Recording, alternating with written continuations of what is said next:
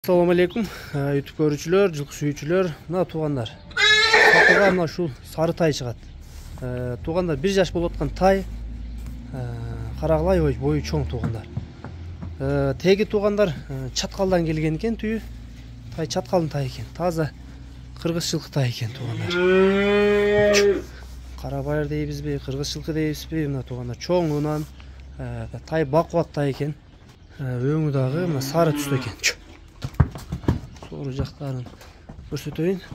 Тайдын алдыларын көрсөтөйүн. Алды жактан кабактары, көкүрөктүн кеңдиктери туугандар. Туяктар 4 туяк, кара туяк, буттарына шишкен жерлери жок. 4 бут тең. Таза айлантып көрсөтөйүн. Буазы жок. Тайдын сору жактары. Бою туугандар азыр метр жок, өлчөнбөй калды. Бирок негизи чоң тай. Эзи өлчөп айтып коет бой.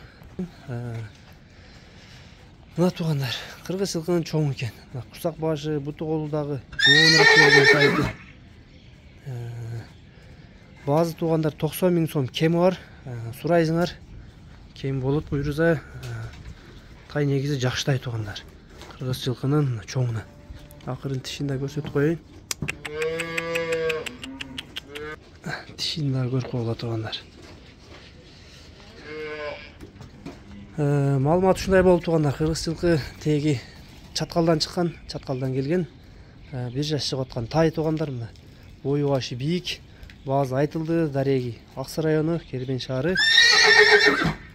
Тай кимге жаккан болсо, номерлерге байланышка чыгасыңар туугандар. Маалыматтар болушунча жеткизүүгө аракет кылдык. Видео кимге жаккан болсо лайк, каналыбызга катталып кеткенди унутпаңыздар.